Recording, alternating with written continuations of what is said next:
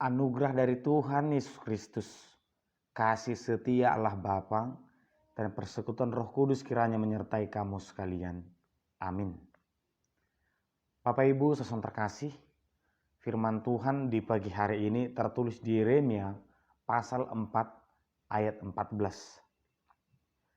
Bersihkanlah dirimu dari kejahatan, hai Yerusalem, supaya engkau diselamatkan. Berapa lama lagi tinggal dalam hatimu rancangan-rancangan kedurjanaanmu?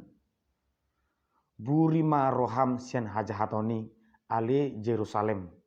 Asa maruli panupahiyokko. Sedia lelengon. Maramalam akasaka nijiam di bagasan roham. Demikian pembacaan firman Tuhan.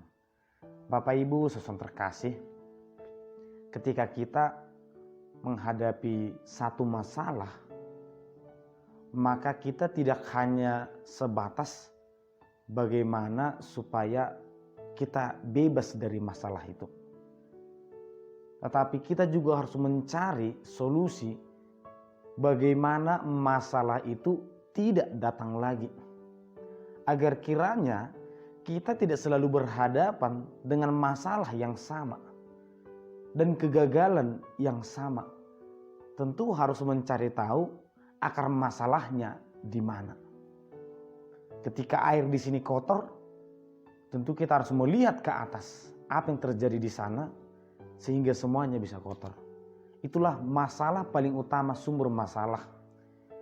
Firman Tuhan berbicara tentang sumber masalah bagi bangsa Israel.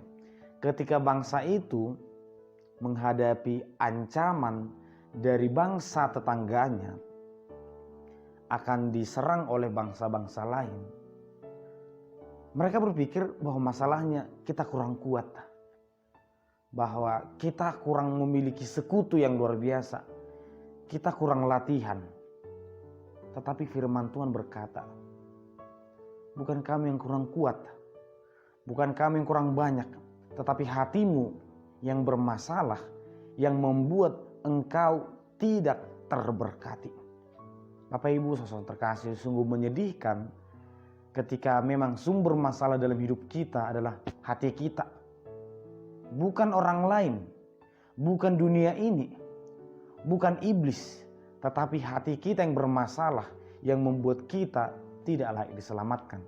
Bapak Ibu saudara terkasih, hati yang rusak, rancangan-rancangan yang tidak baik, manang akatahi nasudenggan, inilah tembok terbesar yang membuat berkat Tuhan itu tidak mengalir dalam diri kita. Terkadang hidup kita dipenuhi dengan rasa benci, iri hati, sakit hati atau rasa dendam, dan ini semua membuat pikiran kita menjadi rusak dan kita tidak mampu membedakan mana yang baik, mana yang jahat. Oleh karena itulah firman Tuhan berkata kepada bangsa Israel, hai Yerusalem, bersihkan hatimu. Hatimu itu akan merusak dirimu sendiri. Dalam Amsal dikatakan, jagalah hati, dari situlah terpancar kehidupan. Karena memang hati yang rusak akan membuat pikiran rusak, akan membuat perkataan rusak, akan membuat perbuatan rusak. Sehingga ketika perbuatan rusak, bukan perbuatan itu yang dihukum, yang dilatih. Ketika pikiran rusak, bukan pikiran itu yang dilatih, ditekan. Tetapi sumber masalahnya adalah hati yang sudah rusak ini diperbaiki.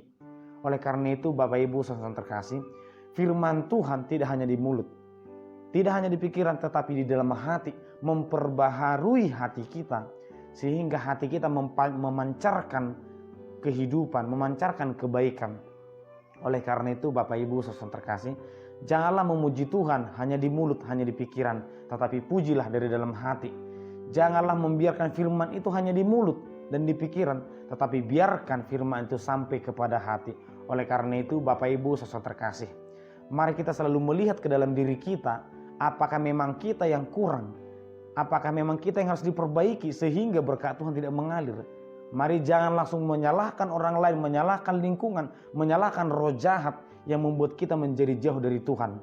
Tapi jangan-jangan kita yang harus berbenah diri agar kita semakin memperbaiki diri, agar kita semakin berkenan di hadapan Tuhan, agar kita semakin diperlengkapi oleh Tuhan. Amin. Marilah kita berdoa. Terima kasih Tuhan, di pagi hari ini kami mendengarkan firman-Mu. Tuhan mengajarkan kami untuk berbenah diri, untuk menghilangkan niat-niat jahat dalam hati kami yang terkadang membuat kami semakin jauh dari Tuhan, yang terkadang merusak pikiran dan perkataan kami. Berkati kami selalu Tuhan, agar kiranya melalui firman-Mu hati kami semakin diperbaharui. Di dalam nama anak Yesus Kristus kami berdoa dan mengucap syukur. Amin. Anugerah dari Tuhan Yesus Kristus, kasih setialah Bapa, dan persekutuan Roh Kudus kiranya menyertai kamu sekalian. Amin.